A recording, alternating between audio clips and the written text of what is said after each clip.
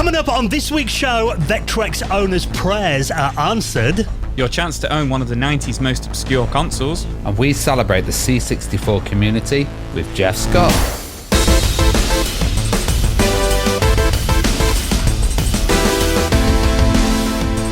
And the Retro Hour podcast is brought to you each and every Friday with our wonderful mates at Bitmap Books. Now, have you seen Neo Geo, A Visual History? Now, of course, the Neo Geo, the system that manages to captivate gamers who are maybe in awe of its power or its price tag back in the day. And if, like me, you're one of those people who always dreamed about owning one but never got the chance, Neo Geo, A Visual History is the next best thing. You can check that out and the rest of their retro gaming collection at bitmapbooks.com.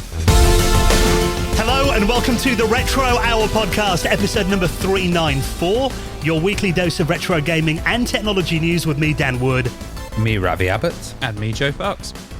And welcome to the podcast that every Friday takes you on a nostalgic trip back to the golden age of video games, reminiscing about the classic systems, the classic games, bringing you up to speed on what's been happening in the world of retro from over the last week, and of course bringing you a fascinating interview on the podcast every single Friday. Basically, if you know this sound, then this is the podcast for you.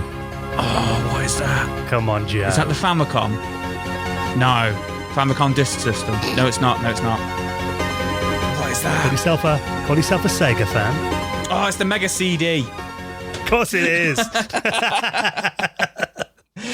The startup sound to the Mega CD. I thought then you were going to slip up. So I thought you were going to say it's the Sega CD. Nah. Which is obviously what the American... Because the American one's got a different sound. The American one's this.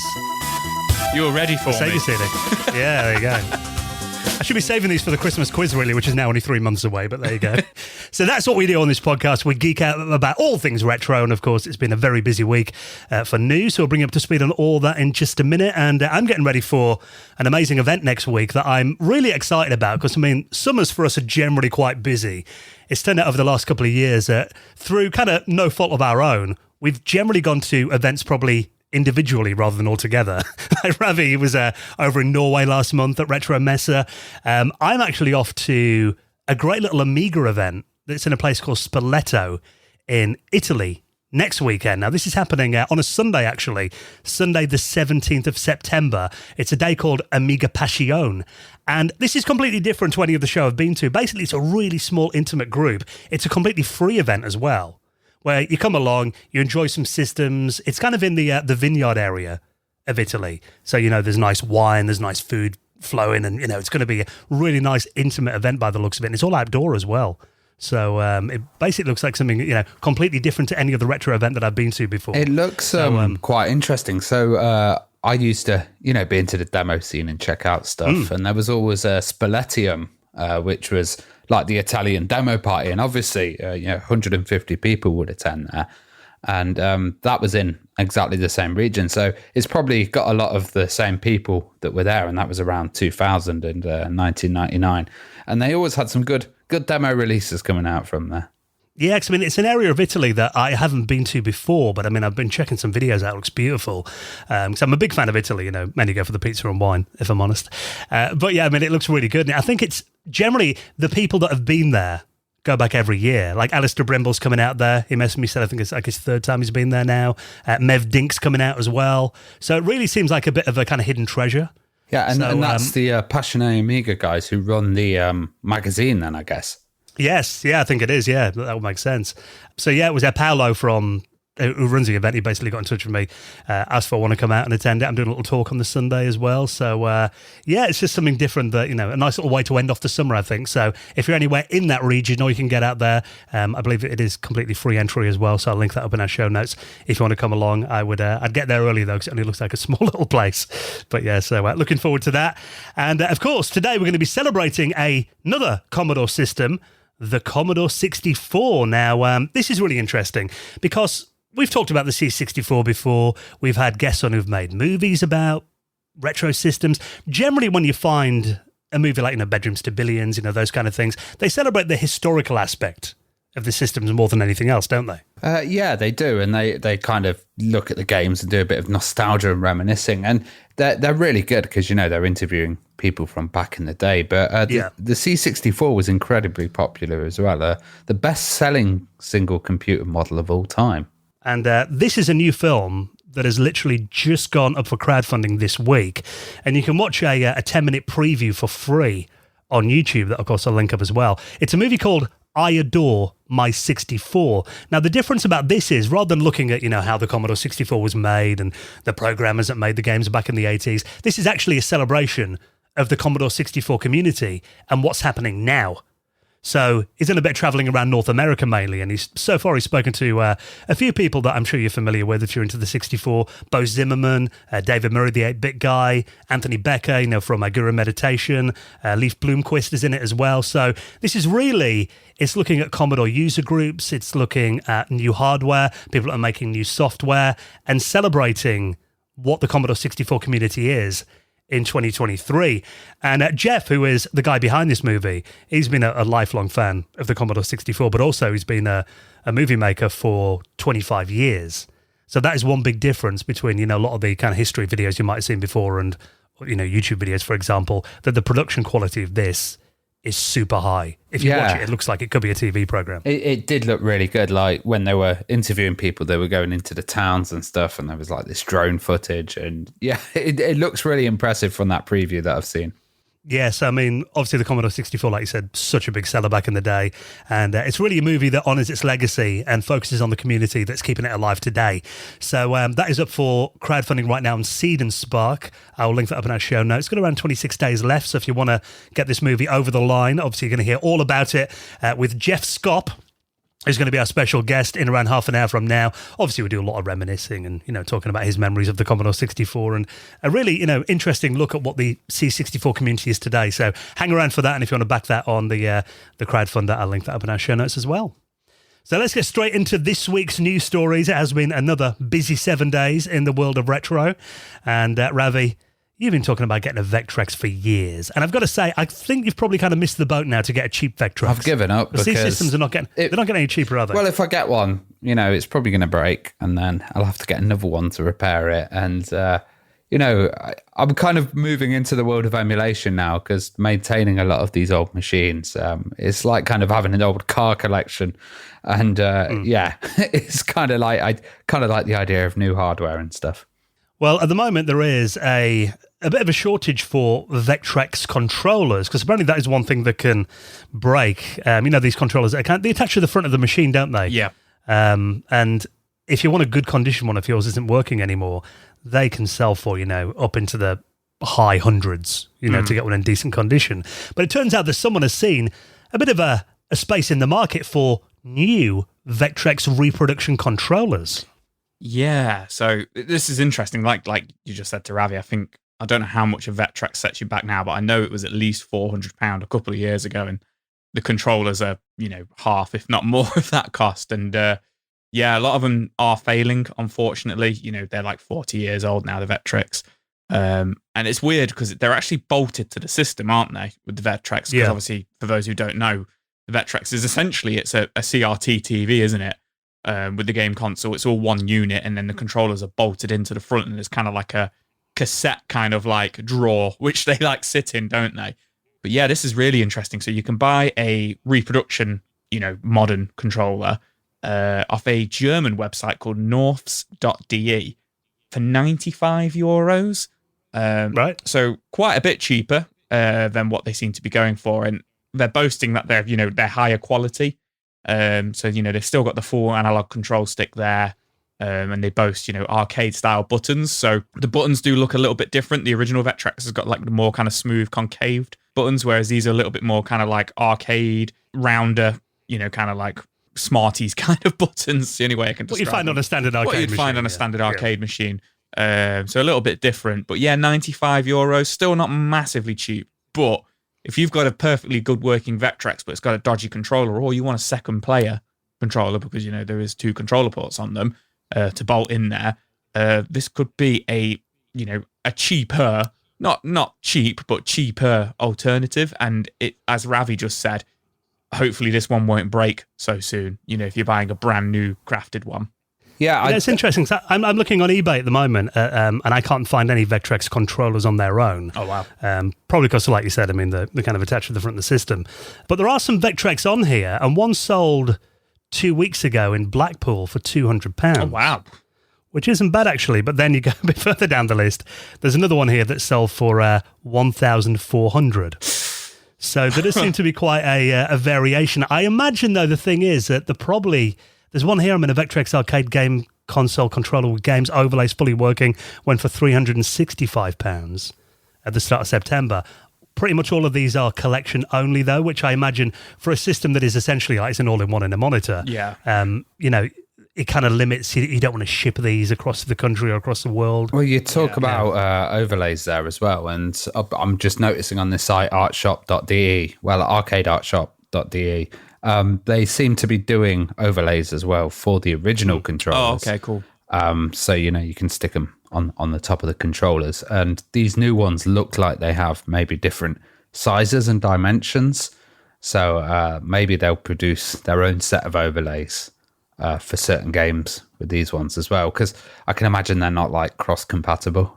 Yeah, I think it's cool as well that they're making reproductions of something that it is quite niche, but I think there's probably a need for other controllers like this. Because I got the the reproductions of the Atari Jaguar Pro controllers. Yeah. That came out probably about 4 or 5 years ago now. Bought a couple of those because the originals of those, if people haven't seen them, they're basically the 6-button version of the Atari Jaguar controller with shoulder buttons that Atari made, I think, around 95. Didn't make very many of them, and they've always been kind of, collector's items for Jaguar fans. The originals go for a lot of money, but someone actually did a modern reproduction of them that looks identical apart from having the Atari logo on there a couple of years ago and sold them at, an affordable price. So I managed to get a couple of those in my collection. And there's stuff like I got an Acorn Archimedes computer a few years back, and it didn't come with the mouse, but it turns out the mouse actually goes for about £100 on its own. Oh, wow. On eBay, because it's like a custom connector. You can get adapters to use, standard PC ones. But I think there is stuff like that. And someone mentions in the comments here on this article on Time Extension, they'd like a reproduction of the Philips CDI controller. Because again, they're controllers that are quite hard to find now.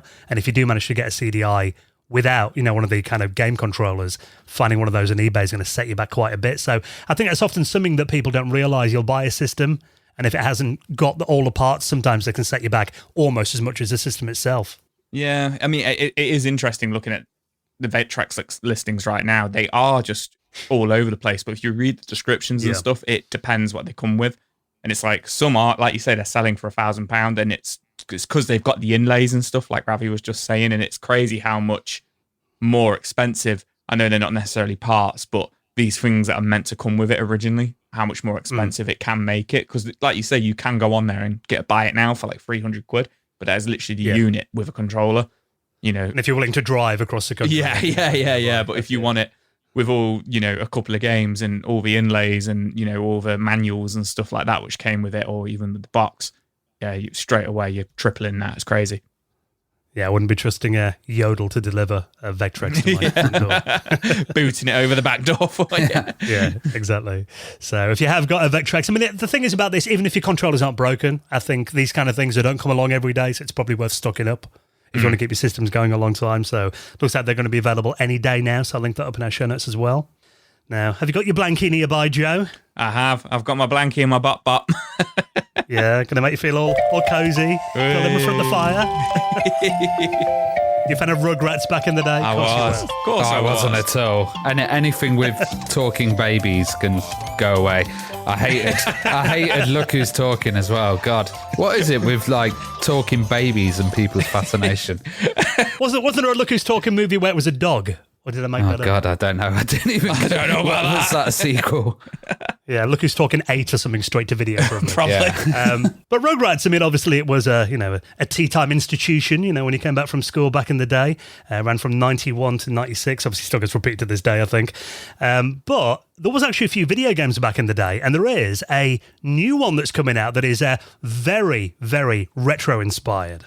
Yeah, this is interesting. Like you say, Rugrats ended in 96. There was a couple of films after that, and there was a a spin-off series where they were teenagers, I think around 2000, 2001. Yeah, I forgot, that was weird. That was a bit weird. But like, yeah, I mean, I enjoyed Rugrats. I was a kid. You know, I was probably the demographic age group for it when it was on TV. But yeah, 30 years later, they've released, there was a couple of games for Rugrats for the PS1 and the N64, but this is coming out early next year. We can expect this. This is Rugrats Adventure in Gameland. And it's a brand new game. This isn't like, you know, an unreleased game like the McDonald's game, the Grimace Birthday or anything like that. This is like brand new game. And it's coming to us. Mixed Games and Wall Ride Games have developed this and produced this. And then it's going to be available through limited run. But what's really interesting about this is there is actually going to be 2 versions of it. And this looks really cool. It's a straight up platformer, very in the vein of the DuckTales for the NES and Mega Man. Yeah. And you can play as the 4 original Rugrats. So don't tell me, Phil, Lil, Tommy, and Chucky. I knew you could name those. I knew I could. You can play as them 4, and it's like, you know, character select, and they all have different abilities, and there's 6 stages to kind of play through with them. It's interesting how they've done this one. So on the modern release, yes, they've got the HD version, but also you can switch to the old school mode. Yes. So you know, it's got that kind of like Sonic Generations thing where you could go back, but also that old school mode is the NES release.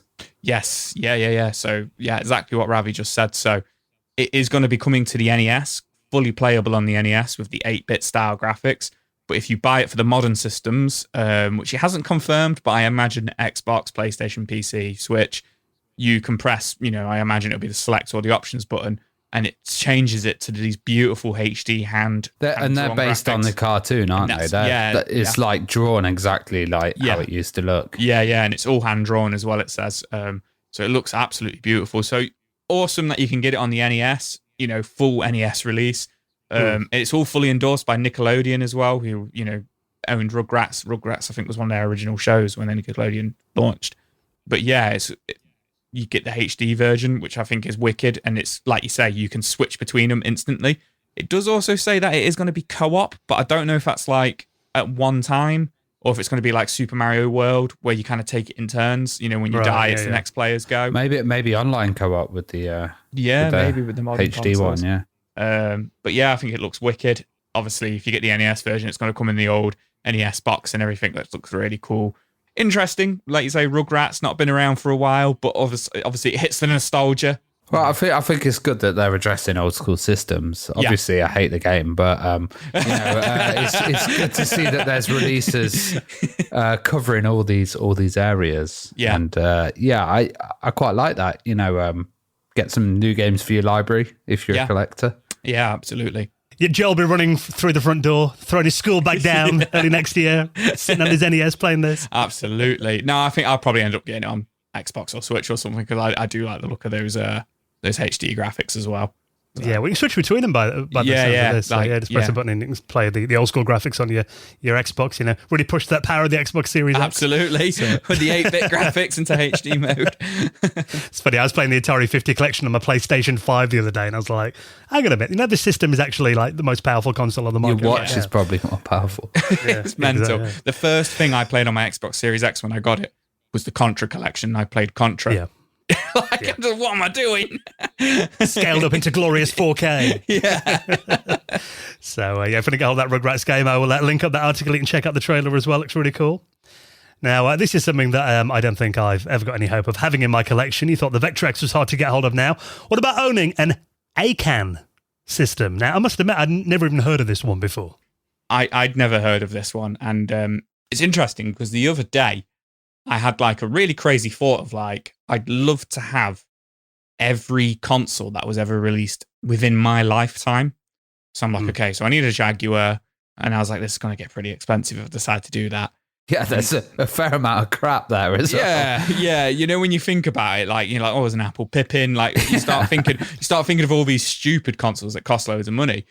I'd never heard of the ACAN till this week, which is an incredibly rare Taiwanese 16-bit console that launched in 1995, which was an absolute flop because apparently it just couldn't compete with the with the PS1 and, interestingly, the Sega Saturn, in Taiwan. It was big in that part of the world, wasn't it? It was big in that part of the world, yeah.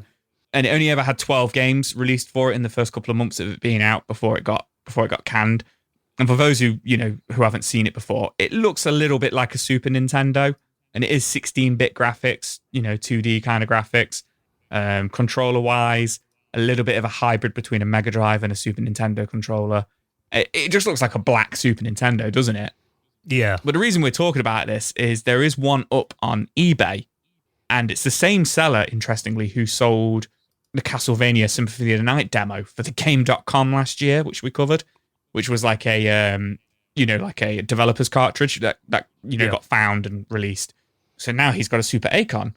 Sorry, it's interesting the background of this company as well, Funtech Entertainment Corporation, because this Acon actually caused the collapse and failure of the whole subsidiary. So I'm looking at the games and I'm not surprised. Oh, really? That bad?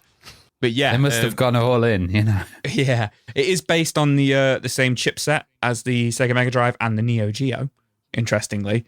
But it's currently on bid with, I want to see how long, with 4 days and 9 hours remaining at the point of recording this. So it ends on this coming Monday, so 2 days after the show goes out, 3 days after the show goes out, Monday the 11th.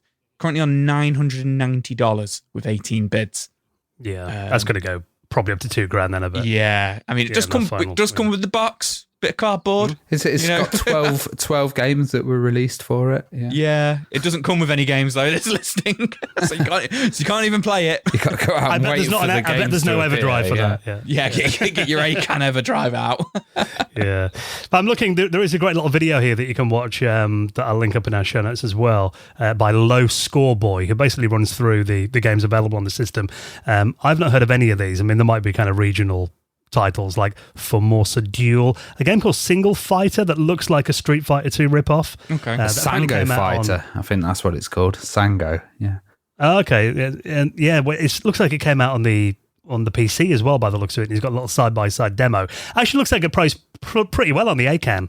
But it kind of reminds me of, the Atari Jaguar. Instead of having Mortal Kombat, you had Katsumi Ninja.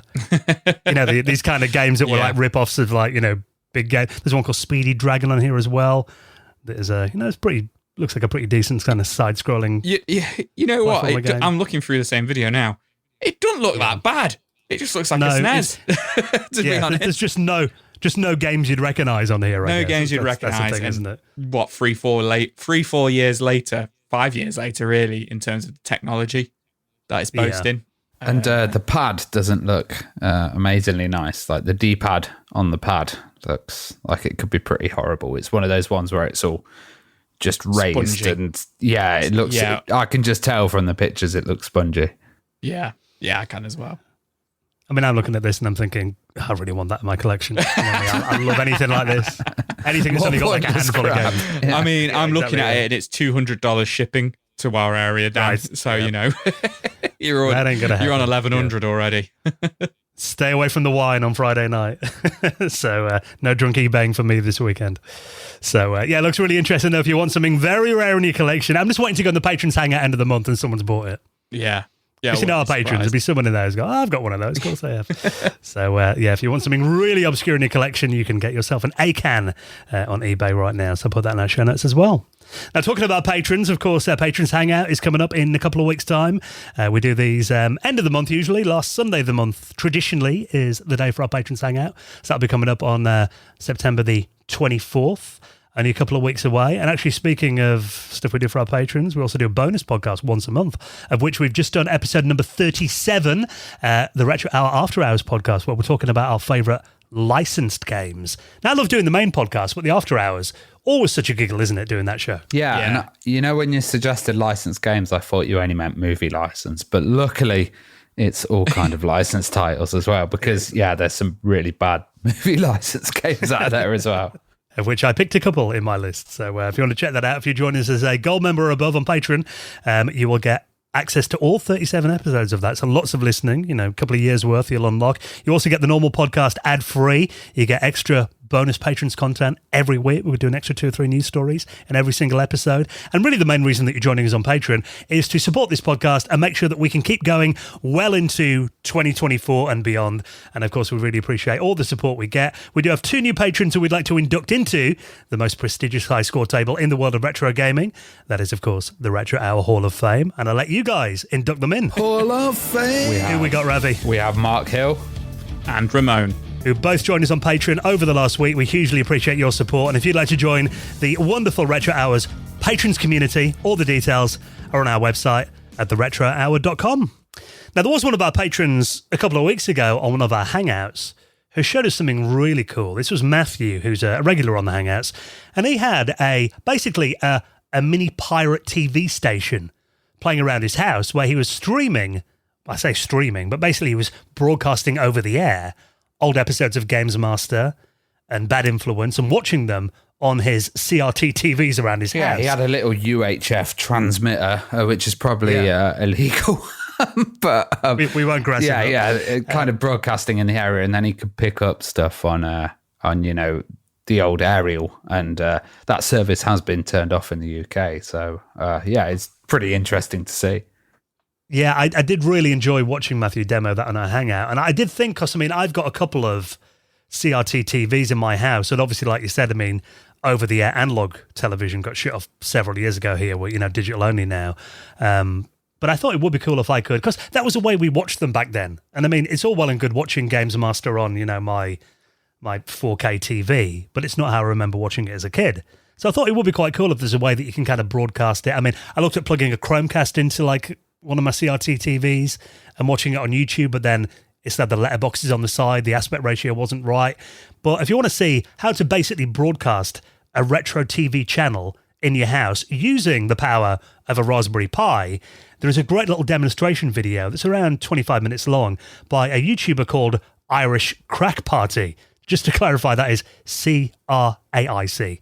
Yeah, like the Irish Crack. Just to clarify it's really smart, this is. So he's done it in a way that I don't think this is going to be publicly available. This is just a very specific project he's done for himself, and it's based on American cable TV. So it's not the kind of experience that we would have in the UK. We'd have a total different one. But seeing the integration of teletext and stuff is pretty amazing. Now, the way that he's done this is he's got an LCD screen. God damn it, he should have had a CRT. But he's created this little unit, has an LCD in there.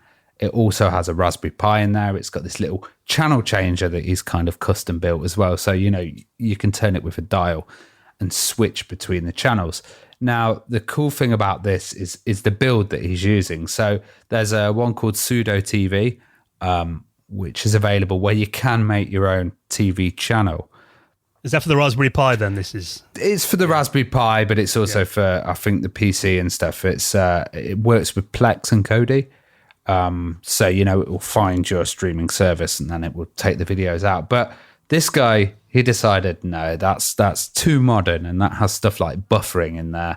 Doesn't have adverts in there or logos, or it doesn't run in sync with the machine. So in C++, of course, he decided to write his own piece of software, and this is pretty amazing. He's got commercial breaks in there, running for in America they got a lot more commercial breaks than us, so it's running for a period of time, but it's also running. He decided when the format has a chapter in it, so you've got a DVD film in there, and then the chapter comes in, and you change to the next one. That triggers the commercial break. But when the commercial break comes on, a channel logo comes in there. And then he thought, let's get it even more complex. So this is all working timed with the internal time of the machine. But he also said, let's get it a bit more complicated, and let's do it so we can have multiple channels on there.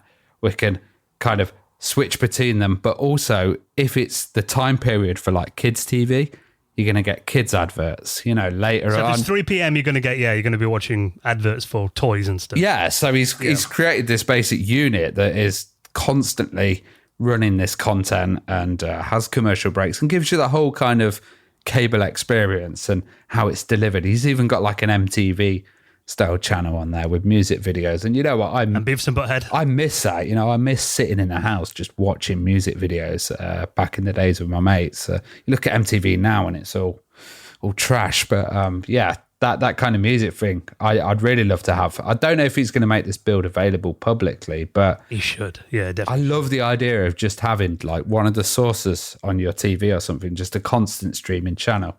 Be good to see a British one if they did like the old BBC with no adverts, but or they did Channel 4 late at night and stuff like that, and then you had it like turn off and go to teletext on. You just want to watch Eurotrash again? Oh yeah, I watch Eurotrash anyway. But Adam and Joe show, all of that kind of good stuff.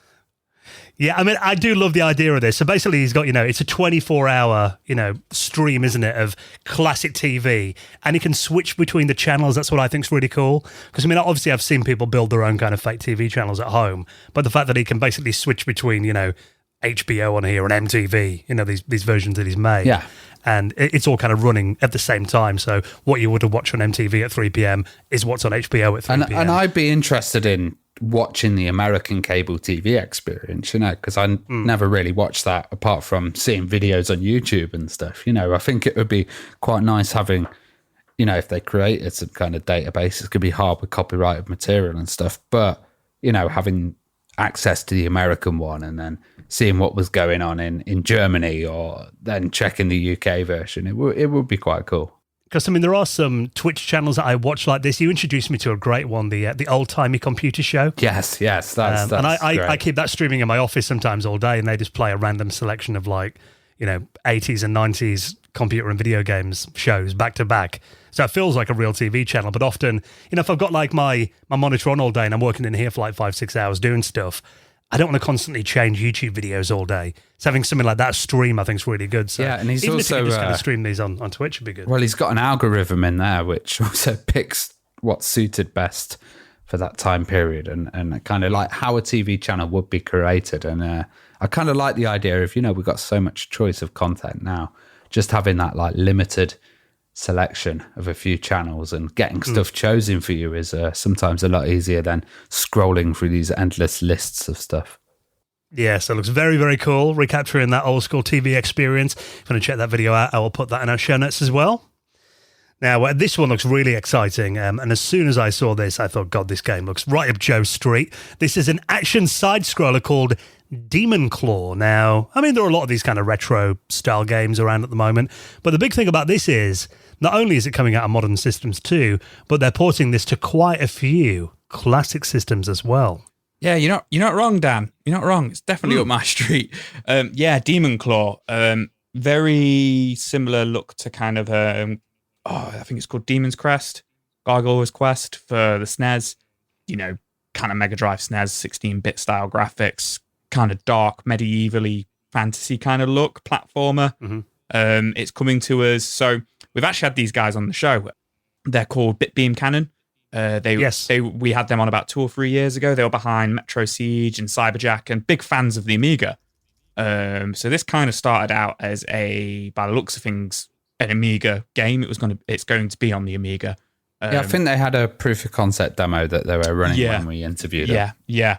But now they've teamed up with NeoFid Studios, and they're going to be launching this as a crowdfunder Kickstarter. I'm not too sure when. It just says that next month. Next month, is it? Yeah. And the aim is to, as well as getting this out on Amiga and modern consoles, Xbox, Switch, PS4, 5, etc. It is also going to come, like I say, Amiga, Commodore, PC, and the Mega Drive, which, this game absolutely 100% suits the Mega Drive, like the look of it, a very badass looking Altered Beast, maybe. It reminded me of Altered Beast quite a bit. And interestingly, there is a little trailer video that you can watch. Now, I was reading the comments, and a couple of the comments on there are saying, this looks great for the Amiga, but it would be good to see a Mega Drive version. And they're like, watch this space. Yeah. But actually, if you listen to the music on this, check this out. It sounds like a Mega Drive. But apparently that's the Amiga version by the looks of the comments. Oh, wow. I It's doing think a very good Mega I Drive think it needs impression to if come so. out on a Nintendo system just so you can have Power Glove support. That would work wicked with this. Well, I mean, you do joke, and there have been. I mean, I've been looking through the comments on this. People are very excited about it, but there's quite a lot of people going, "Hang on, why are you not bringing this out on the SNES? This would be perfect on the Super Nintendo." Yeah. And it feels like the Super Nintendo gets overlooked a hell of a lot for homebrew, doesn't it? Yeah, maybe it could be for licensing issues. I don't know, but yeah, I mean, we get a lot of NES stuff. You know, the Rugrats game we were just talking about. Yeah. But there doesn't seem to be too many Super Nintendo releases. I mean, you get the odd re-release for Super Nintendo. Like there was a Battletoads one not too long ago, and there was a Lion King and Aladdin one a couple of years ago and stuff like that. But they're re-releases of games that already exist. You don't see new homebrew kind of Super Nintendo, or not homebrew, you know what I mean? New, absolutely brand new games. New releases. Yeah. But this does 100%. If you showed me this with no context, I'd assume it was a Super Nintendo game or a very nice Mega Drive game. And you mentioned the soundtrack there as well. It's by Alistair Brimble, so wicked. You know, it's definitely going to sound good. Yeah, and that's the thing. I mean, there's a lot of these new games coming out that look incredible, but I just think, the fact that Super Nintendo always gets overlooked, I'm just not quite sure why. Is it a difficult system to program Tell us in the comments. I bet somebody knows. Yeah. My vote is licensing issues. That's my vote. Right. Well, but either way, I mean, this looks like just top drawer quality, doesn't it? So they're bringing this out in the Neo Geo as well. Oh, wicked. Interestingly. Yes. I mean, it's going to be Mega Drive, Amiga, PC, and Neo Geo as well. I mean, I'm looking at this and I think, again, I've got a Neo Geo CD, which I know some people don't count as a proper Neo Geo. Would be nice if this came out on the CD system as well. But yeah, I mean, I just think it looks like a really polished arcade quality. Yeah, it's old school. I like the game. idea of the multiple weapons on the glove that he's got, and it's obviously got power ups and stuff, and then like that huge kind of Streets of Rage one where you press a button and then just completely devastate everyone in there. That like Golden Axe as well. It's got a lot of origins in those games, and the look of it is really nice with the scrolling. Yeah, there's definitely lots of influences there, and like you say, even with like some of the animations are very Dragon Punch, Street Fighter, even though the origins of it probably sit with Golden Axe, Streets of Rage kind of style. It is a one kind of like, it's not a belt scrolling beat 'em up, it is just that one kind of level platformer beat 'em up, isn't it? But sometimes, I mean, I prefer belt scrollers, but sometimes I do like sit down and play one of these because you do get better platforming elements with these. And I guess we're seeing the Amiga version, like they might have enhancements for the other ones, or Neo Geo enhancements. Yeah, or kind of more enemies or something like that. I do love the fact as well, though, Ravi, that now Amiga games have been ported to other systems rather than the other way around. Yeah, that's a good which point. is a cool thing to see. So, keep up the good work, Beam Cannon and the crew. If you want to check the Kickstarter, that is coming very soon, but I'll put the trailers in our show notes so you can check those out. And, of course, everything else we talk about, you don't have to Google around or search on your socials or anything. Just open the show notes on your podcast app or head to our website at theretrohour.com and you can click straight through. Now, before we chat to this week's special guest, Jeff Schaap, talking all about the Commodore 64 community in 2023 and his amazing new documentary, let's take a moment to give a big thank you to this week's sponsor, and of course it is a very long-running sponsor of the Retro Hour podcast, our favourite VPN service, our wonderful mates at ExpressVPN. Now, of course, we've talked about ExpressVPN before. Everyone knows how it can protect your privacy and your security online, but something really good about having a VPN, kind of a nice little byproduct of having one of these, is that you can actually unlock movies and TV shows that are normally only available in other countries. So if you're paying, full whack for services like Netflix, who seem to put the prices up like every 6 months, then this will completely change your world because there is so much more out there than we get on the British Netflix. For example, I think I read that there are 100 different Netflix libraries all around the world. So just imagine all the extra content that you're normally missing out on. But I know you, Ravi, always take advantage of the global Netflix library with ExpressVPN. Well, not only Netflix as well. Like there's Hulu, BBC iPlayer, and then I remember using it one for.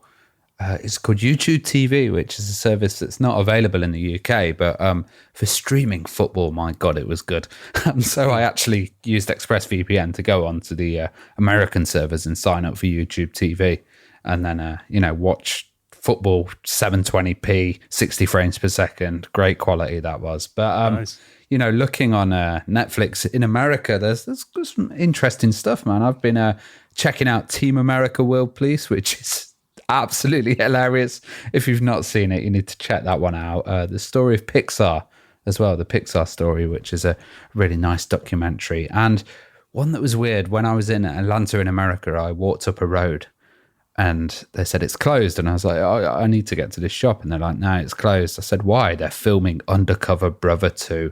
So I'd never checked that out. But now I can actually go and check it out on the American ExpressVPN service. Yeah, so that's the thing. Have ExpressVPN on your system. It works on all your devices too, doesn't it? You got it on your phone, your consoles, your smart TV. You can have it on your router, so you can just do your whole house, And it's so quick, isn't it? I mean, you have it on, you don't even realize that it's connected in the background. Never any buffering, never any lag, stream in HD, no problem at all. So if you want to get access to hundreds of new shows, why don't you try ExpressVPN and use our exclusive link? You'll really help out the podcast, and you'll get our little present to you, 3 months of ExpressVPN for free on top of a 1-year plan. So head to expressvpn.com/retro. That is expressvpn.com/retro. I'll link that in our show notes as well. And a big thank you to ExpressVPN for their continued support of our podcast. Okay, next, we're going to be celebrating the Commodore 64 community in 2023 and finding out about this incredible new documentary, I Adore My 64, with this week's special guest, Jeff Schaap. He's coming up next on the Retro Hour podcast.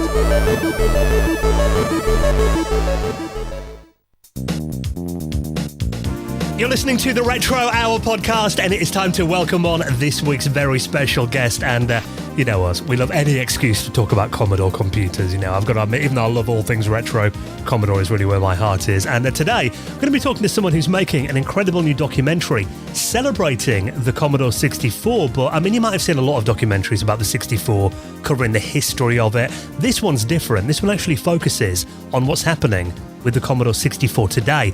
Now, the campaign just launched this week. It's called I Adore My 64, and it's launched on Seed and Spark, and I'll link it up in our show notes so you can click through and support that today. And obviously, we'll hear more about that and where the movies come from with the maker of this new film. Let's welcome him on, Jeff Schaap. How's it going, Jeff? Hey, it's going great. Thanks for having me, guys. Really appreciate you taking the time to come on and talk about this, what looks like an incredible new film. And I mean, obviously, if we're talking about the Commodore 64, it is nice to kind of get some personal background, because, that's why we're all here, isn't it? The nostalgia of it, and, the fact that we can geek out a bit about these machines as well. So I know that you've got some background with the Commodore 64. So what was kind of your early experience with that machine, and how did it impact you? Oh, well, I got a Commodore 64. I think I was 10 or 11 years old for Christmas. It's kind of an interesting story because I probably would have ended up with a VIC-20. But our family was away on vacation in Florida. We came back. There had been a huge snowstorm, and our entire house was flooded. And my parents had hidden this VIC-20, I believe, in the basement, and it got ruined. So, several weeks later, through insurance money, it was replaced. But my dad decided, hey, as long as we're getting a free replacement, why don't we upgrade? So that's how I ended up with a Commodore 64 instead of a VIC-20. So I count myself pretty fortunate in that way. And right out of the gate, I just had a lot of good experiences with it.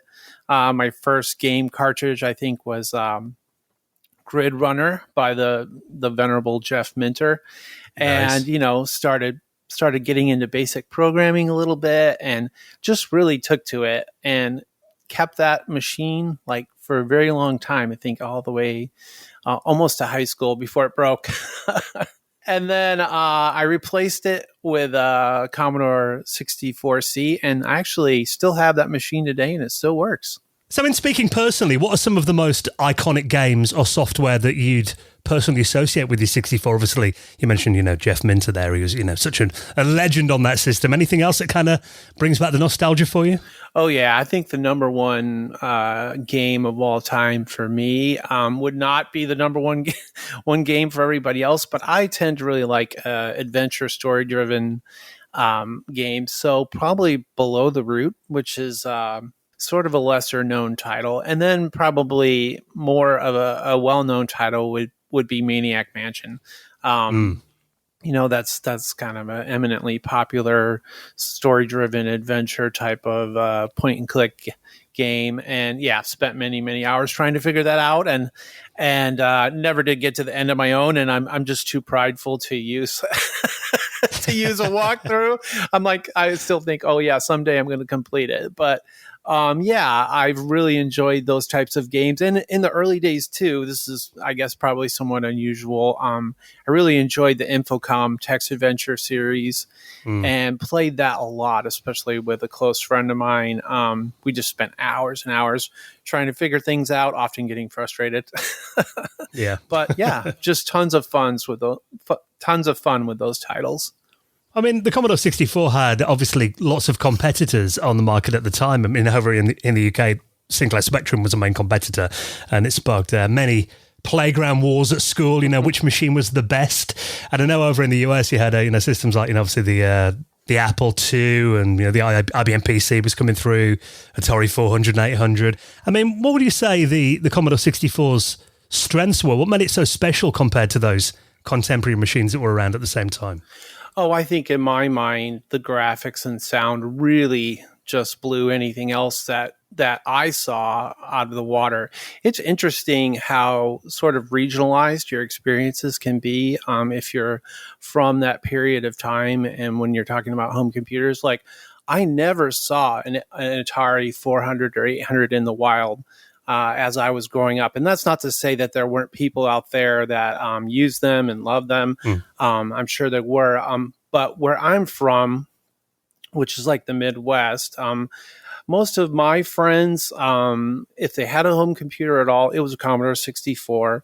Or I had a few who had a Texas Instruments TI-99 4A, and a couple that had the Coco. But just sitting down and using those machines, it's like this just isn't even close. It doesn't even compare. And I know during that era too, the Apple II was really popular. But I think in all my years growing up, I only ever saw one time. So yeah, it was maybe on some levels, it's like my experiences with it were just more of a regionalized thing, and other people in other areas of the States, had more experiences with other machines. But yeah, definitely the graphics and then the SID chip is, it's just amazing. Nothing could really hold a candle to the music and sound effects that the Commodore 64 could produce. And then, of course, the price, right? The price was right. Yeah. And, that was important to my family for sure. And I think it was important to a lot of others out there when they were looking at entering the home computer market. Well, obviously, I mean, the Commodore 64, became the best-selling single-model home computer of all time. So, yeah, definitely had that big impact on the market. It's interesting, though, because, my first machine was a Commodore Plus 4 that was an 8-bit that Commodore released after the 64 that didn't have anywhere near the same impact. And, I got that because, they were selling them off really cheap and my parents bought it at like a fire sale. And obviously we had the Commodore 128 that came out a couple of years later as well.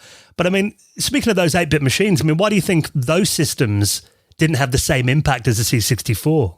Well, I think it's probably a misread of the market. I'm definitely not a historian or an authority on the matter, but I think, the thing that really harmed the Plus 4 probably was its incompatibility with the 64. I do understand that there was a certain, business intention behind it, and Bill Hurd, he's taken a lot of, I think, unfair flack, for the relative lackluster sales of the Plus 4 and the other computers in that series. But if you really stop and listen to him talk about why they made the decisions that they did, or you read his book, it really does make a lot of sense why he went the direction, he and the rest of the team went the direction that they did.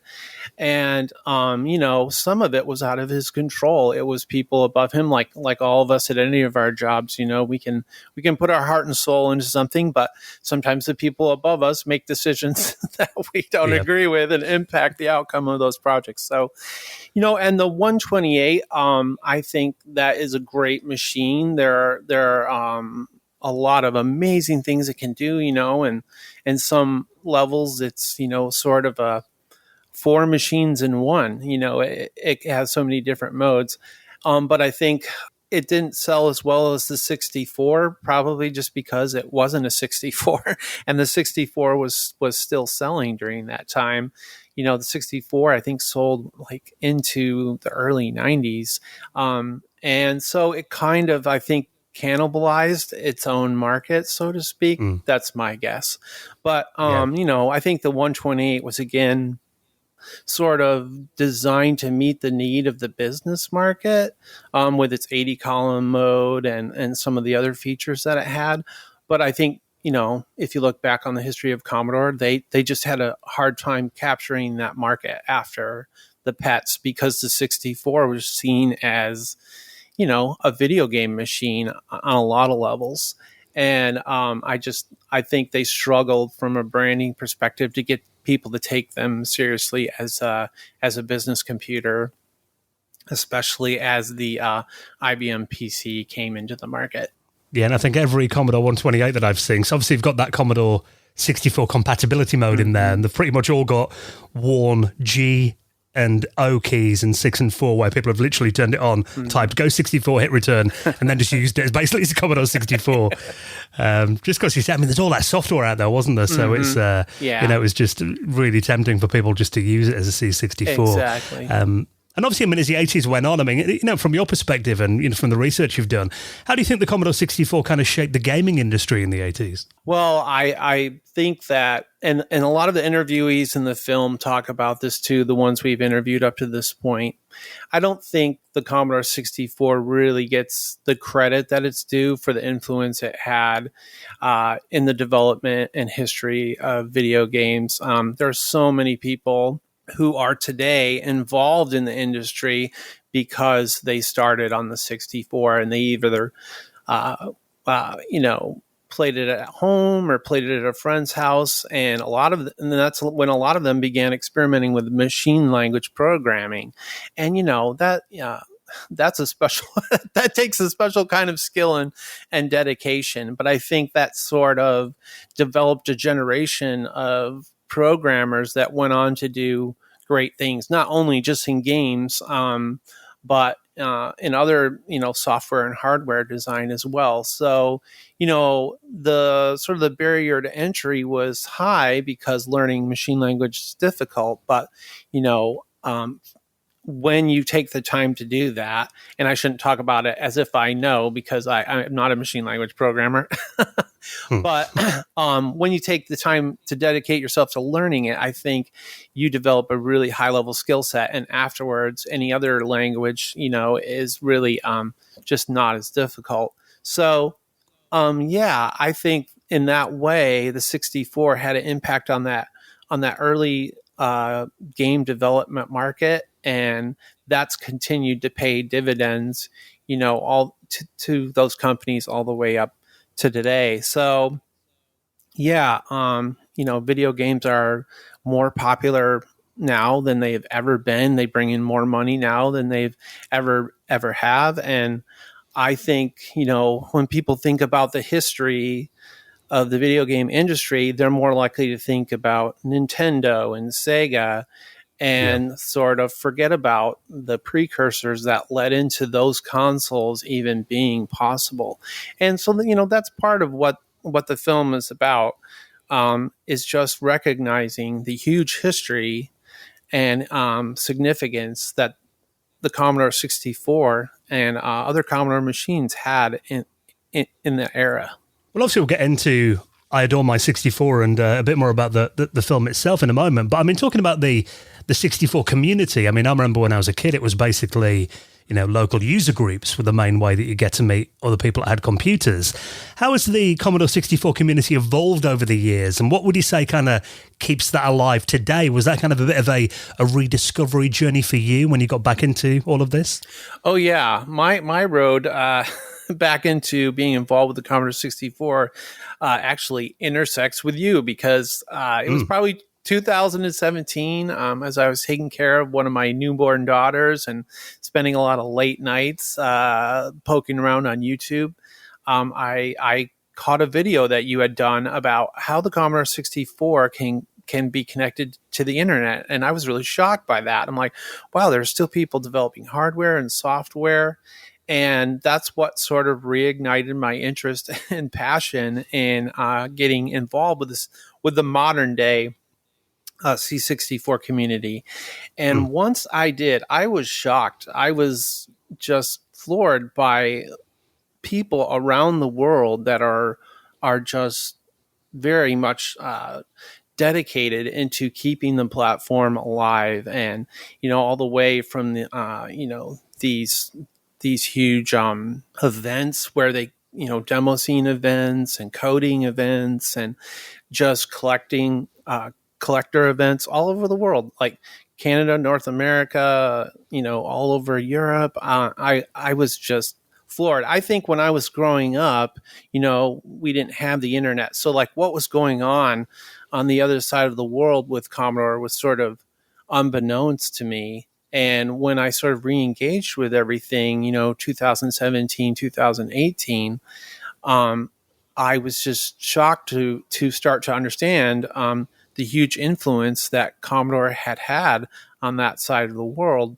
I had some friends who, they were originally from Germany, so I knew that Commodore was popular over there, but that's probably all that I knew about it. Yeah. And so, but yeah, here in North America and around the world, there are just so many user groups, Facebook groups, Discords. Like, there is no shortage of community if you want to become involved and you want to, sort of re-experience the nostalgia and love that you had for the 64 or any retro platform. I don't know if it feels like it's just exploded in the last 10 years. And I don't know if it's just like people who grew up with that are now the right age to want to revisit things that they experienced in the past. But I would say in the last 10 years, it's just exploded. And I found the community to be extremely welcoming, extremely helpful, extremely kind. There's just been some true acts of kindness that I've received from people in the community. And I've tried to replicate that myself. And that's one great thing about it, is that, if you have a broken machine or a piece of hardware that's not working and you want to understand how to get a certain game or piece of software working, there's just, you can go on the internet, you post something in a group, and literally 5 minutes later, someone's answering you and trying to help you to make it happen. And so, that's really awesome. And, that community just developed organically. And I think that's great and sort of unique. Yeah, I think it's really interesting, the love that people have for these machines. And it's interesting psychologically as well. I mean, you mentioned then about whether it's something to do with the fact that we're maybe a certain age now where we look back to our youth and our childhood and want to kind of recapture that. Maybe that's part of it. But I do agree with you, because I kind of got back into this whole retro thing probably around 2007. And since then, I kind of saw it start to build up. But I'd agree, in the last 10 years, it just seems like it's got into overdrive. It feels like now, I love the Commodore 64, I love the Amiga as well. The fact that there are, 4 or 5 Commodore shows happening that I go to every single year now, and there's, thousands of people at these events. It is interesting to think, what is it that kind of brought us all back together? I mean, do you think it is that kind of just the nostalgic aspect of it? I think it is in part, for sure. There's a nostalgic factor to it, but I also think it's the community and the relationships that you can have over something, that two different people enjoy. Like as you get older and, oftentimes get married, have family, have kids, it is harder to find ways to connect with people. And this just seems so natural. Like, I love this thing, you love this thing. Hey, let's talk about it. Let's help each other figure this out. And I just think that just opens the door. And that's just another really cool aspect of the community is, I've met and talked to people around the world that there's no other way I ever would have known them. No other way I ever would have met them. And yet through this community, it's like, oh, we're like, instantly there's a brotherhood there because we have this computer in our common history. Yeah, you're right. And that's really the main reason that I go to shows, because I've got all the machines at home.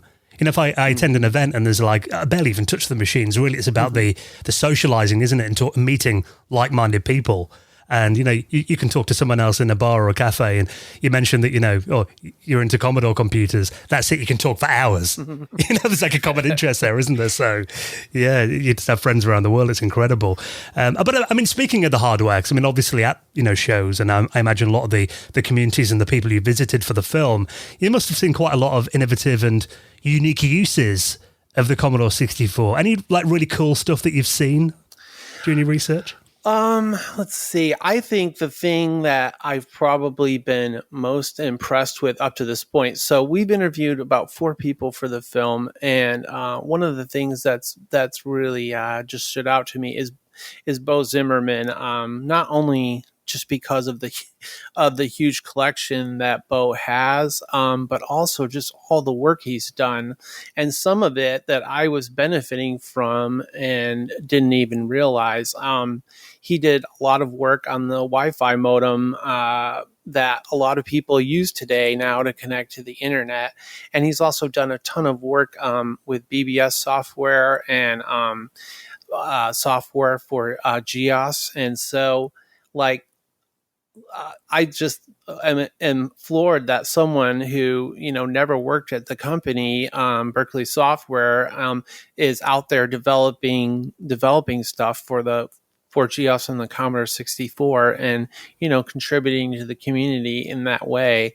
And, we actually interviewed another guy, Leif Bloomquist, who's part of the Toronto Pet Users Group, a huge Commodore group up in Canada. And he also was involved in creating one of the first Wi-Fi modems, which I had no idea, and we sat down and interviewed him, and, and he was talking about how his experiences with the Commodore 64 led him, into doing projects with NASA. He was involved with the Canada Arm, and now he's involved with the OSIRIS-REx project.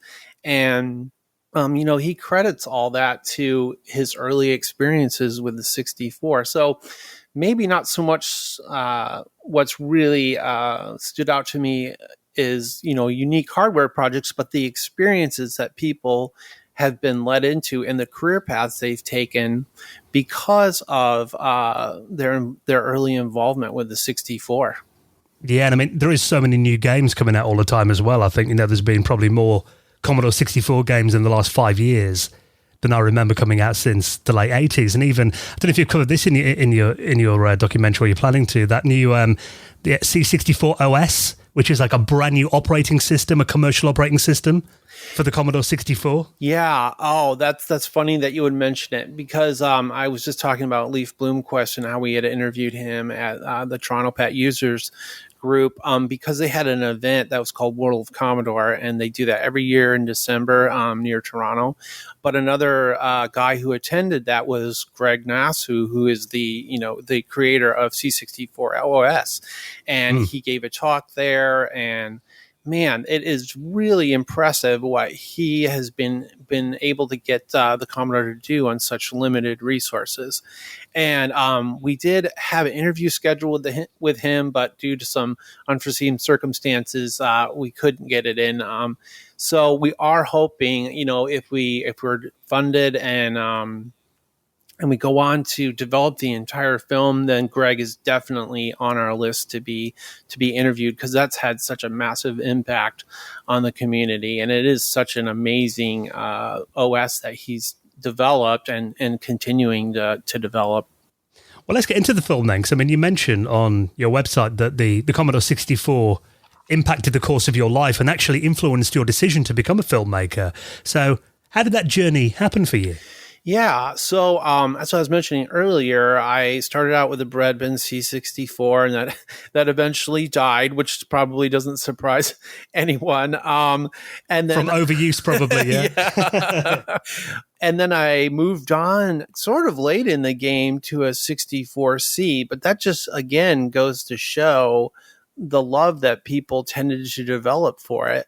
I think it was 90 or 91 when I bought the 64C. And what's funny was at the time, my dad had purchased, an IBM PC. I think it was like $3,000 or $3,500 for a dual floppy, IBM PC XT and a printer. And I would, he kind of tasked me with like, okay, I need you to learn how to use this so I can use it. And I was just so like underwhelmed by its capabilities and the fact that it was monochrome. I was like, I just don't understand why anybody would want this when you can have a Commodore 64. Yeah. But yeah, after high school, I kept my 64C through high school. And then when I went to college, that was right about the time that the video toaster, which, is a video editing hardware that runs on an Amiga, Amiga 2000 and other Amigas, that started just exploding. Everybody was using it. And at my college, they had a studio where they had it installed, and I spent hours and hours in there editing videos and creating graphics. And, it had Lightwave 3D, which, I got really far into using that, and people were just like amazed at and I was at what the machine could do, especially for the price, to have equipment that could do that outside of the video toaster was probably, I don't know, $60,000, $70,000, $80,000. And, you could probably get a toaster and an Amiga, sub 15,000, I think. So it was a solution for a lot of people. So my first experiences with filmmaking and storytelling through editing was with the video toaster. And after I left college, I then went on to my first job, and they also had a video toaster system as well. And I worked on that for several years. So Commodore has it's always been there in my life, I guess. I didn't expect to have such a long history with it, and then it kind of dropped off. I started using PCs and kind of left it on the shelf for many years. But then again, in 2017, I saw your video and it reignited my interest. And I kind of thought to myself at first, well, I'll just get one and use it and it'll be fun. And, that's how it starts. That's right. And now I'm looking over my left shoulder here, and I probably have 20 or 30 on the shelf and in various states of repair. And, now I have Commodore machines that I didn't have growing up, like a Plus4. So shout out to the Plus4 there. And, a PET even, and several Amigas, 1200, a 500. And, part of it is I just want to experience the things that I feel like I missed out on, back in the day. So yeah, Commodore has always been there. And I, when I was younger, I used to kind of this is a little weird and embarrassing, but I used to do little music videos. I would play music on my cassette stereo, and then I would try to program things in BASIC that would make things happen on screen in time time with the music, just for fun. So that was my first, foray into editing and filmmaking. Sort of ridiculous, but I think the fact that the Commodore machines were, compatible with PAL and NTSC, weren't they? So you could, they were really suited to doing video, weren't they? Even rudimentary video. Oh yeah. And that carried on, right into the Amiga days too. I remember someone telling a story about how they were demoing the first version of the video toaster at this news station, and the engineers there were kind of like turning their noses up at it, and they're like, but then the presenter was telling them like, oh, this is video compliant. It's not like some this is NTSC signal compliant. And I think that really shocked them and, gave them a little bit more respect for the chops that the system had. So, yeah, having NTSC or PAL compatibility has been really essential, I think, to the Commodore's success. All the Commodore computers. Even over here, I mean, they were mainly used for, games machines, admittedly. I think, most kids at my school at one stage had an Amiga 500. But even then, I mean, I was in, the video club at school where we'd do video editing on VHS to VHS machines.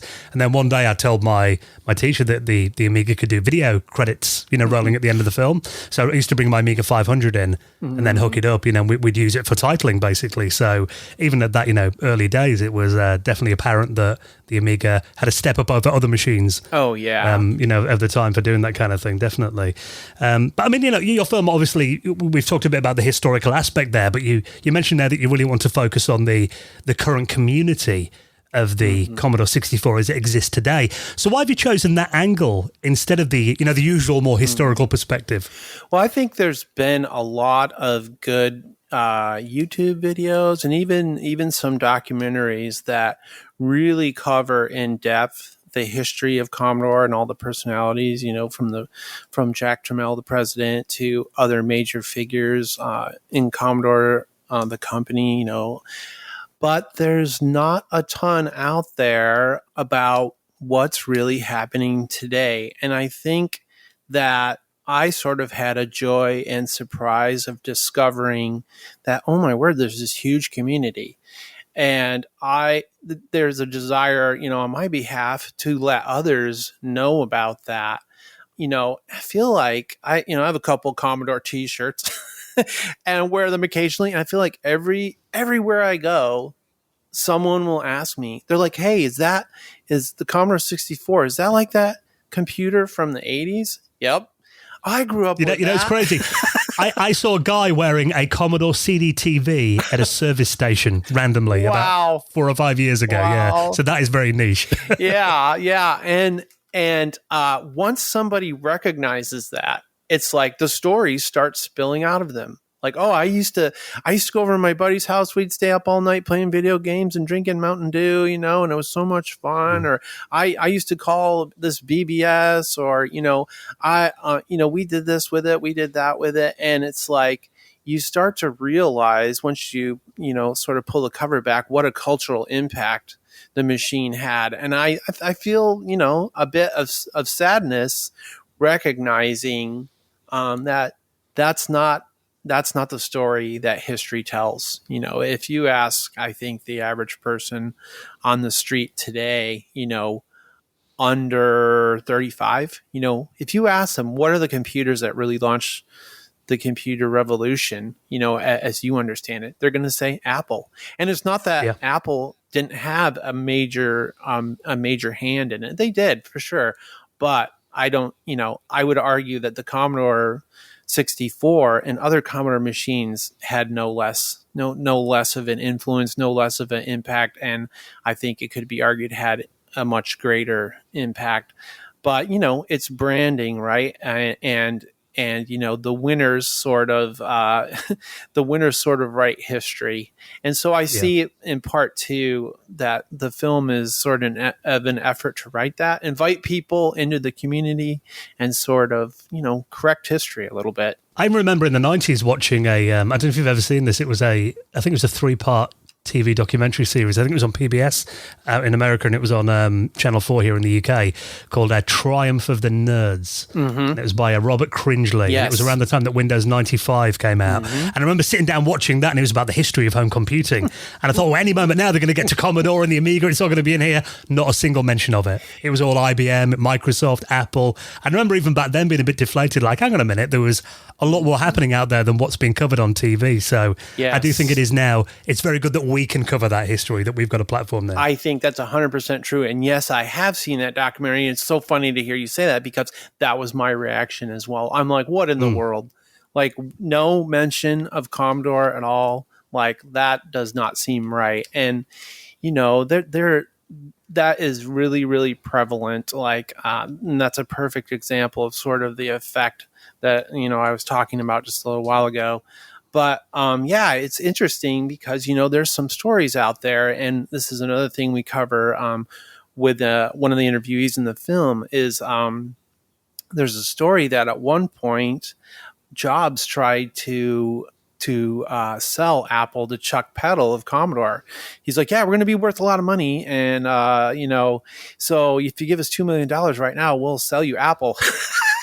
And wow, I mean, the impact that could have had. And you know, I think I remember hearing that, you know, Wozniak was really embarrassed by that because they hadn't even produced a working computer yet. And Chuck Peddle was actually over there helping them with the integration of the processor because they really couldn't figure it out on their own. So it's amazing to think that, you know, if not for the assistance of, you know, Chuck Peddle of Commodore, the Apple II might never have existed. And if Chuck had like taken Steve Jobs seriously, the course that Apple Computer took as a company might have been very, very different. So yeah, it could be using a Commodore iPhone today instead of an Apple one. Yeah. That's right. I think there is a Commodore phone out there. I think there is actually. Yeah, Commodore Pet when I saw that. Yeah. Well, talking about people that you've interviewed for the film, I mean, you mentioned that there's 4 in-depth interviews you've done so far. Obviously, you mentioned Bo Zimmerman there as well. So, who else have you spoken to for the film so far, and how did you go about choosing them? Another really well-known personality that was just incredibly gracious to allow us to come and interview him was David Murray. You know, he's a very the 8-bit guy, sorry, as he's more well-known. And he was just super gracious. I really, you know, I sort of emailed him on a lark. I did not expect that he would say yes. If you watch David's channel at all, I think sometimes I'm like, man, when do you sleep? Like, you've got so many things going, you know, he's producing videos and he's working on the Commander X16 computer and he's just doing so many things that I thought there's no way this guy is going to have time for us. But, you know, sort of a one line response was like, yeah, you know, if I would love to be a part of getting behind an effort like that. And I think that just sums up the community as a whole. It's like, yeah, people are willing to come together for their love for this particular machine. So yeah, we had about 2-hour interview with David and there in his studio, and he, you know, we just talked all things Commodore, and he told sort of his personal inside story of his experience with the 64, and you know, and we went on into you know, the games that he's developed for the 64, and he also he had a Max machine that he showed us and kind of talked about how the Max was really the first 64. So like, yeah, it's just fascinating to hear from different people that are well-known, but maybe well-known YouTubers, but maybe they haven't really told their story about the 64 in particular, and to sort of get that from them. And then Leif Bloomquist I mentioned, and he's part of the Toronto Pet Users Group. And he had some incredible stories to tell himself about his involvement with the 64. And like I said, how it's led him into the aeronautical industry.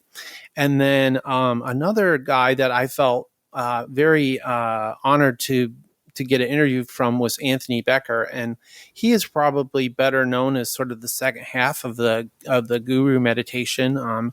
He and Bill Winters, that's an Amiga channel that they run for a number of years, but Anthony is actually a huge Commodore collector himself and has some like very unique and rare Commodore hardware. One of the things being a Commodore 65. And, you know, that's another thing that I think if you've been away from the Commodore scene for, you know, a number of years, since the 80s, you may not know about the Commodore 65, but that was a prototype that Commodore developed that was sort of supposed to be the successor the 64 in a lot of ways, and much more capable, and Anthony actually, took it out and showed it to us. And some of those prototypes, which I'm not sure, I don't think anybody's sure, but I think maybe there's only 200 or so, or even less in existence. They sold for, 30, 40, even $80,000 or more. So just ultra rare stuff that and I think Commodore was selling them at their fire sale when they went bankrupt for about $20 back then, I think. Yep. If I remember right, Anthony related that he bought one, again, sort of on a lark. He heard about it tangentially, and I think he paid like $40, which is just crazy. And so, I mean, I have been a filmmaker for about 25 years, and, I really love getting those sorts of stories out of people that you're just not otherwise going to hear, and hearing about their history with the machine and why it means so much to them and how it influenced their life.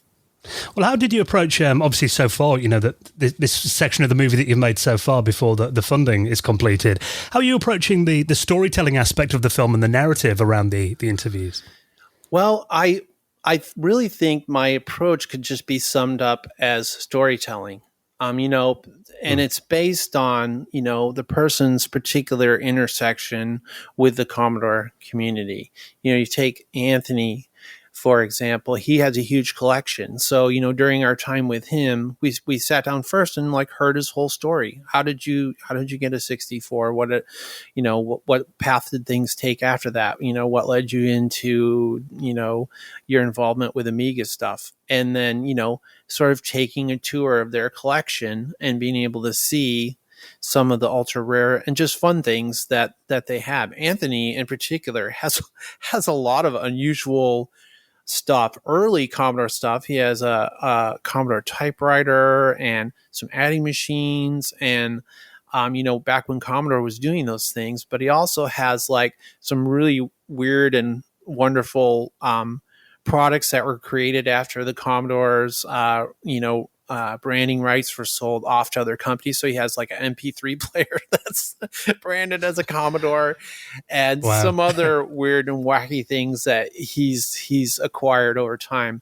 And, we sort of took that same approach with Bo, although, touring Bo's collection would probably be, a 12-hour documentary in and of itself. His collection is so huge, and it's so well curated, and you can ask him about any machine in that room, and he's just intimately familiar with it.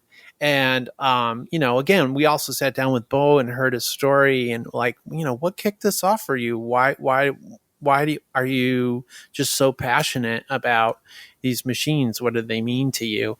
And I think, for people that did grow up with the 64, hearing that stuff just, again, makes them feel a sense of community, a sense of camaraderie. And, hey, I wasn't the only one. Because I think, growing up in the 80s, we're all kind of isolated from each other. But you asked earlier, what's made things ignite? Reignite the community? Well, the internet.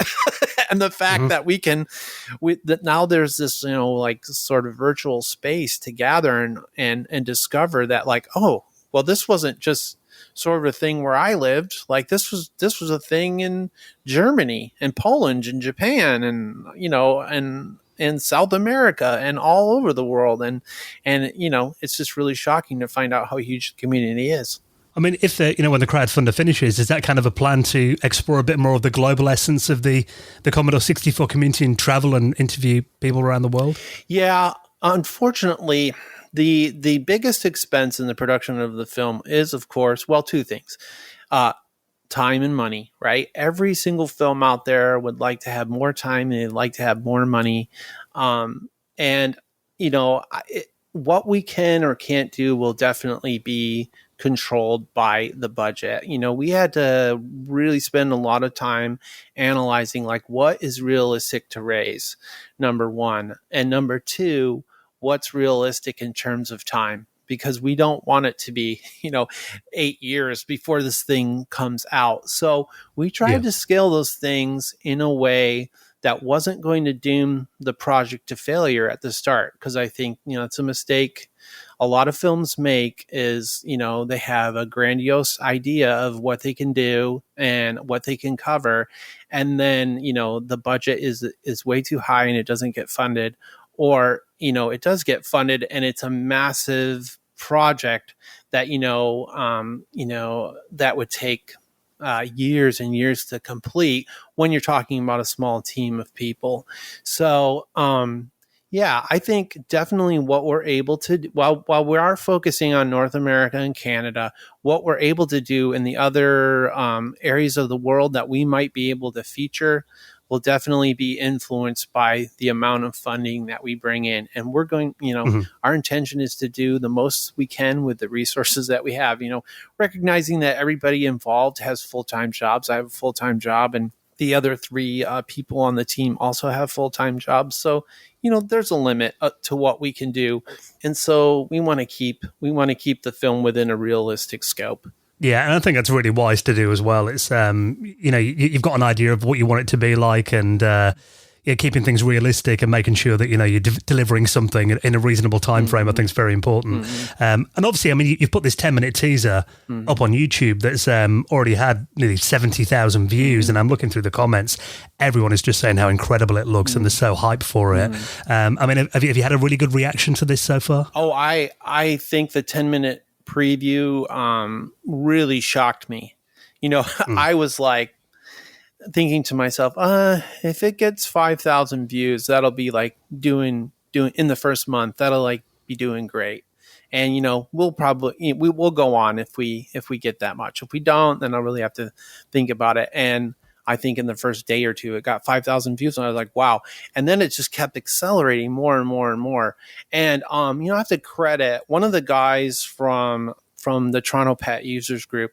He did a lot to just promote that preview around the different user groups, and I think that really did have a huge impact on people getting exposed to it and seeing it. And of course, I was also talking about it and promoting it on some of the major Facebook groups. But yeah, even with all that, you can never know. You can have a feeling that I think people would be interested and excited about this, but until you actually put something out there, you can't know. And I think it was really important in my mind to produce something small first, so people can see that you're serious about it and the quality level of it, and that this is something that they can feel good about getting behind. And so, yeah, I was really encouraged by the number of views on the 10-minute preview. Yeah, and I think people will watch that and they'll see the really high production values as well. It really shows that you've got, decades of experience of making movies. But so this is a crowdfund that's literally just launched a couple of days ago when this episode comes out. You've got around 26 days left, but obviously with any of these campaigns, it's either it gets backed or it doesn't happen is generally the case. So I would encourage anyone that's watched that teaser and wants to support this, and I think it is really important that people do get behind this because it is a celebration of the community, a celebration of us. So I'd love to see this come to fruition. You've chosen a platform called Seed and Spark for this. So tell us why you chose that and kind of how this kind of works then. Yeah, we talk about that a little bit on our blog on idormy64film.com. Initially I was thinking okay, we'll use Kickstarter because hey, that's the 800-pound gorilla in the room and everybody uses Kickstarter. And it's not to knock Kickstarter at all, but I think part of my concern was we would get sort of lost in the ocean of projects that is Kickstarter. And, I began looking around for other crowdfunding sites, and there were a lot of things that were appealing about Seed and Spark. I think number one is just their success rate. Their 82% of projects are successfully funded. And I think Kickstarter is maybe down around 30%, I think. Don't quote me on that, but sounds believable. Yeah. As I looked into Seed and Spark more, they were a lot more about giving you guidance and helping you to understand how to scale your project properly, having realistic funding goals and the things that you need to do to, have a successful campaign rather than, just sort of taking an hour to fill out a web form and then posting it, which they will not allow you to do, which I think is great. You have to meet certain criteria with them. They have to review it. And, you have to demonstrate that you have a plan to make this happen. So I really respect that a lot. And they were, honestly, all of their advice and guidance has proven to be true up to this point. So they specifically focus on film projects. They do some other, projects that are related, but most of the projects on there are independent films. So because of that, we decided that we were going to cast our lot with Seed and Spark. And the page looks incredible. I mean, it's all really simple to kind of see what you get for your money. And you're asking for $25,000 for the production, which I think is very reasonable. I've seen a lot of these movies go for a lot more money than that. So I think that's an easily achievable goal. And you, of course, like any crowdfunding, you've got some great incentives as well. I mean, can you talk us through a few of the different tiers and what people can get? Yeah, definitely. We did try to stay away from physical incentives, even though that's a great way to go. It does put quite a dent in the budget sometimes. And definitely we're trying to keep our budget lean and do things wisely. But there's a lot of incentives on there. You can get sort of a digital badge that shows that you supported the campaign at a certain level. At another level, you can get you'll receive a digital movie poster for the film. And then as you get up into the higher tiers, you can get an associate producer status or be invited to a preview, online preview of the film, and even be allowed to have some input into some of the drafts. So there's a lot of opportunities to intersect with the film and be involved. And I think that's just a reflection of the ethos that the community has. We wanted to bring that into the development of the film. And I think the name just sums it up perfectly as well. Did it take a while to come up with that? I adore my 64? No. The funny thing about that is, as you probably, I'm sure you and a lot of your listeners know, I Adore My 64 was kind of a campaign slogan back in the 80s for the Commodore 64. And there's a song out there. I won't try to sing it or anything. Don't worry. That should be a tier on your crowdfunding. There you go. To sing it, But so it was definitely a promotional vehicle that they used back then. But how perfect, for the film, and it didn't take long to come up with it. Yeah, well, I think it fits perfectly. What are you kind of hoping that viewers will take away from the documentary after they watch it? Well, I think the number one thing that I hope people take away is a decision to get involved with it on some level. Like maybe it's only, I'm going to download Vice, a PC emulator of the Commodore to my machine and enjoy some of the games that I used to play when I was younger. And I'm going to introduce my kids to it. That's been a thing for me, is like, introducing, some of my kids to like, hey, this is what I grew up with, like put down your tablet for a second and come check this out. And it's been a lot of fun interacting with them, and their curiosity is piqued.